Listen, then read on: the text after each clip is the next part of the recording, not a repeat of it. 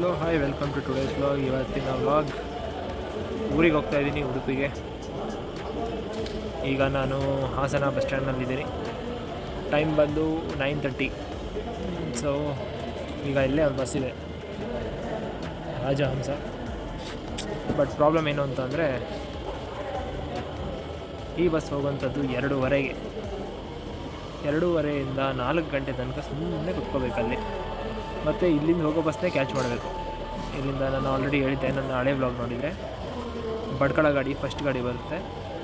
So ಆ ಗಾಡಿನೇ catch ಮಾಡಬೇಕು. So ಅಲ್ಲಿ ತನಕ ಕಷ್ಟಪಟ್ಟು ಅಲ್ಲಿ ಕಾಯೋ ಬದಲು ಇಲ್ಲೇ ಕುತ್ಕೊಂಡು ಕಾಯೋಣ ಅಂತ ಹೋಗ್ತಾಯಿಲ್ಲ. ಮತ್ತು ಇನ್ನೊಂದು ವಿಷಯ ಏನು ಅಂತಂದರೆ, ಸೀಟ್ ಇರೋದೆಲ್ಲ ಬ್ಯಾಕ್ ಸೀಟ್, ಅದಕ್ಕೆ ಹೋಗ್ತಾಯಿಲ್ಲ.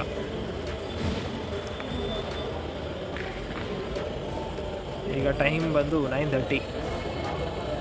ನಮ್ಮ ಬಸ್ ಇರುವಂಥದ್ದು 11 o'clockಗೆ. ಸೊ ಆ ಬಸ್ಸು ಹೊರಟಿದೆ. ಏನು ಮಾಡೋಣ, ಎರಡೆರಡು ಬಸ್ ಕ್ಯಾಚ್ ಮಾಡಬೇಕಾಗುತ್ತೆ. ಮತ್ತು ಎರಡೆರಡು ಬಸ್ ಕ್ಯಾಚ್ ಮಾಡೋದಲ್ಲದೆ ಅಲ್ಲಿಂದ ಬೇರೆ ಬಸ್ ಇದ್ದರೆ ಏನೋ ಹೋಗ್ಬೋದು. ಆದರೆ ಇಲ್ಲಿಂದ ಹೋಗೋ ಬಸ್ನೇ ಕ್ಯಾಚ್ ಮಾಡಬೇಕು. ಅದಕ್ಕೆ ಯಾಕೆ ಅಷ್ಟೊಂದು ಕಷ್ಟಪಡ್ಕೊಂಡು ಹೋಗಬೇಕು. ಮತ್ತು ಪ್ರೈಸು ಜಾಸ್ತಿ ಆಗುತ್ತೆ. ಪ್ರೈಸ್ ಆಲ್ಮೋಸ್ಟ್ ಒಂದು 100 rupees ಜಾಸ್ತಿ ಆಗುತ್ತೆ. ಸೊ ಅದಕ್ಕೆ ಯಾಕೆ ಸುಮ್ಮನೆ ಕಷ್ಟಪಡ್ಕೊಂಡು ಇಲ್ಲಿಂದ ಹೋಗೋ ಬಸ್ನೇ ಕ್ಯಾಚ್ ಮಾಡೋಣ, ಅದ್ರ ಬದಲು ಇಲ್ಲೇ ಕೂತ್ಕೊಳ್ಳೋಣ. ಮತ್ತು ಅದರಲ್ಲಿ ಸೀಟ್ಸೇ ಇಲ್ಲ, ಬ್ಯಾಕ್ ಸೀಟ್ಸ್ ಮಾತ್ರ ಇರೋದು. ಹಾಗಾಗಿ ಬೇಡ ಅಂತ ಬಿಟ್ಟೆ.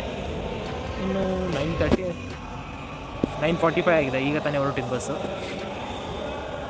11 o'clock ಏನೋ ಬರುತ್ತದೆ, ಉಡುಪಿ ಬಡ್ಕಳ ಗಾಡಿ. ಅಲ್ಲಿ ತನಕ ಮಳೆ ಸ್ಲೋ ಆಗಿ ಬರ್ತಾಯಿದೆ. ತುಂಬ ಜೋರು ಅಂತ ಹೇಳೋಕ್ಕಾಗಲ್ಲ, ಡ್ರಿಸ್ಲಿಂಗ್ ಥರ ಆಗ್ತಾಯಿದೆ. ಬಸ್ ಸ್ಟ್ಯಾಂಡಲ್ಲಿ ಯಾರೂ ಜನನೇ ಇಲ್ಲ. ಇಲ್ಲಿ ನೋಡಿ, ಹಿಂದೆನೂ ಯಾರೂ ಇಲ್ಲ, ಈ ಕಡೆಯೂ ಯಾರೂ ಜನ ಇಲ್ಲ. ಸೊ ಟೈಮ್ ಬಂದು 11:35 ಬಂತು ನೋಡಿ ನಮ್ಮ ಬಸ್ಸು, ಬೆಂಗಳೂರು ಬಡ್ಕಳ ಗಾಡಿ. ಇದೊಂಥರ ನಂದು ರೆಗ್ಯುಲರ್ ಬಸ್ ಆಗಿಬಿಟ್ಟಿದೆ. ನಮ್ಮ ಹತ್ತೋಣ, ಸೀಟ್ ಇದೆಯೇನೋ ಕೇಳೋಣ. ಸೊ ಸೀಟ್ ಸಿಕ್ಕಿತ್ತು ಮಿಡಲಲ್ಲಿ. ಟಿಕೆಟ್ ನೋಡಿ 373 ರೂಪಾಯಿ ಉಡುಪಿಗೆ. ಲೋಕಲ್ ಗಾಡಿ ಅಂದರೆ ಒಂದು. ಹಲೋ ಹಾಯ್, ಈಗ ನಾನು ನಮ್ಮ ಮನೆ ಹತ್ರ ಇದ್ದೀನಿ. ಸೊ ಇದು ಮನೆ ಹತ್ರ ಇರೋ ಪಾರ್ಕು. ಇದೇನು ಜಿರಾಫ್ ಅಲ್ಲ, ಪಾರ್ಕಲ್ಲಿರುವ ಇದು. ಸೊ ಇಲ್ಲಿ ಕೃತಕ ಜಲಪಾತ ಸೃಷ್ಟಿಯಾಗಿದೆ, ತೋರಿಸ್ತೀನಿ ಬನ್ನಿ.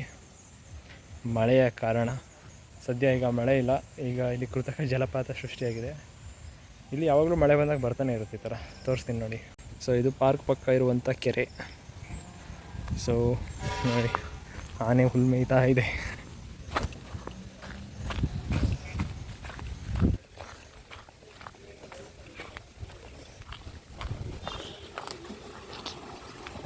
ನೋಡಿ, ಇದು ಕೆರೆ ನೀರು ತುಂಬಿ ಹೊರಗಡೆ ಹೋಗ್ತಾ ಇರೋದು. ಇದು ನದಿ ಥರ ಎಲ್ಲ ಕಡೆ ನೀರು ಬರೋಕ್ಕೆ ಸ್ಟಾರ್ಟ್ ಆಗಿದೆ. ಸೊ ಇದು ಎಲ್ಲಿಗೆ ಬರುತ್ತೆ ಅಂತ ತೋರಿಸ್ತೀನಿ ನೋಡಿ. ಆ ಕಡೆ ಕೆರೆ ಇದೆ, ಅಲ್ಲಿ ಕಾಣಿಸ್ತಾ ಇರ್ಬೋದು ನಿಮಗೆ. ಸೊ ಆ ಕೆರೆಯಿಂದ ತುಂಬಿ ಹೊರಗಡೆ ಬರ್ತಾರಂಥ ನೀರಿದೆ.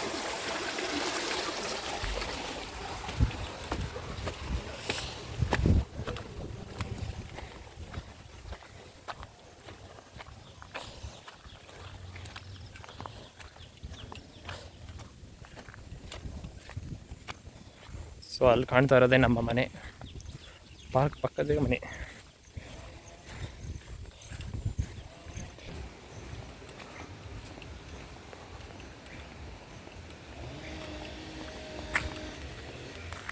ಸೊ ನೀರು ನೋಡಿ ಇಲ್ಲಿ ಬರುತ್ತೆ. ಮಳೆ ಬಂದಾಗ ಇದು ತುಂಬ ನೀರು ಹೋಗುತ್ತೆ. ಸೊ ಈಗ ಕಡಿಮೆ. ಹಾಗೆ ನೋಡ್ತಾ ಇರಿ, ಈಗ ತೋರಿಸ್ತೀನಿ. ಸೊ ನೀವು ಇಲ್ಲಿ ನೋಡ್ತಾ ಇರುವಂಥ ಪೈಪ್ ನೀರು ಬಂದು ನಮ್ಮ ಮನೆ ಬಾವಿಯಿಂದ ಹೊರಗೆ ಬರ್ತಾ ಇರೋಂಥ ನೀರು. ಇದು ನಮ್ಮ ಮನೆ ಬಾವಿಯಿಂದ ನೀರು ಹೊರಗೆ ಬರುತ್ತೆ ಮಳೆಗಾಲದಲ್ಲಿ. ಸೊ ಹೇಗೆ ಅಂತ ತೋರಿಸ್ತೀನಿ ಬನ್ನಿ. ಈಗ ಒಳಗಡೆ ಪ್ಯೂರ್ ಫ್ರೆಶ್ ನೀರದು.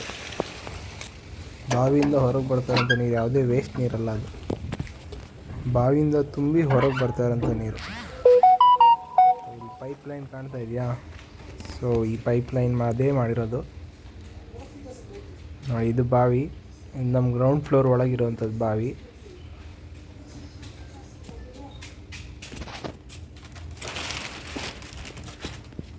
ನೋಡಿ ನೀರು ಫುಲ್ಲಿದೆ, ಫುಲ್ಲಾಗಿ ಆಚೆ ಪೈಪಿಂದ ಹೊರಗೆ ಹೋಗ್ತಾ ಇರೋದು.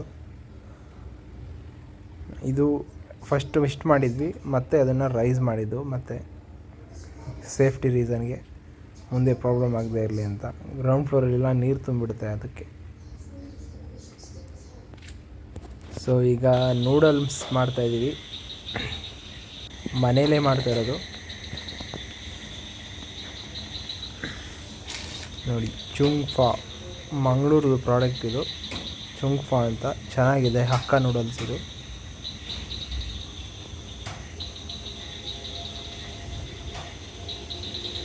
ಈ ನೂಡಲ್ಸ್ದು ರೆಸಿಪಿ ಬೇಕು ಅಂತ ಹೇಳಿದರೆ ನಮ್ಮದು Shri Mukunda kitchen YouTube channel ಇದೆ, ಡಿಸ್ಕ್ರಿಪ್ಷನಲ್ಲಿ ಮತ್ತು ಐ ಕಾರ್ಡಲ್ಲಿ ಹಾಕ್ತೀನಿ, ಚೆಕ್ ಮಾಡಿ.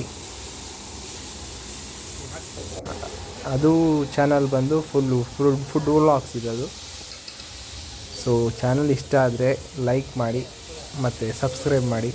ಎಲ್ಲ ಟ್ರೆಡಿಷ್ನಲ್ ಫುಡ್ ಬ್ಲಾಗ್ಸು ಮತ್ತು ವೆಜ್ ಫುಡ್ ಬ್ಲಾಗ್ಸ್ ಮಾತ್ರ ಅದರಲ್ಲಿ ಮಾಡೋಂಥದ್ದು, ಬೇರೆ ಯಾವುದು ಮಾಡೋದಿಲ್ಲ. ಸೊ ಈ ಬ್ಲಾಗ್ ಇಷ್ಟ ಆಗಿದ್ದರೆ ಲೈಕ್ ಮಾಡಿ. ನನ್ನ ನೆಕ್ಸ್ಟ್ ವೀಡಿಯೋಸ್ನ ನೋಡೋದಕ್ಕೆ ನನ್ನ ಚಾನಲ್ನ ಸಬ್ಸ್ಕ್ರೈಬ್ ಮಾಡಿ.